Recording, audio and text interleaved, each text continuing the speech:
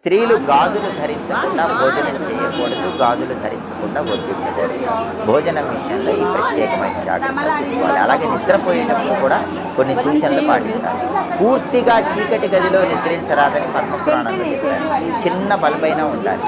చాలామంది పూర్తిగా డార్క్ రూమ్లో నిద్రపోతారు, దానివల్ల నెగిటివ్ ఎనర్జీ వస్తుంది. అలా నిద్రించకూడదని పద్మపురాణంలో ఉంది.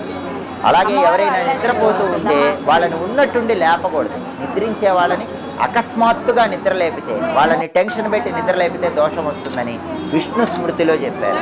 అయితే విద్యార్థులని నౌకర్లని మాత్రం లేపవచ్చు. ఎందుకంటే పనిచేసే వాళ్ళతో అవసరం ఉంటుంది, పిల్లలు చదువుకోవాలి. కాబట్టి విద్యార్థులకి నౌకర్లకి మాత్రం ఈ నియమం వర్తించదు.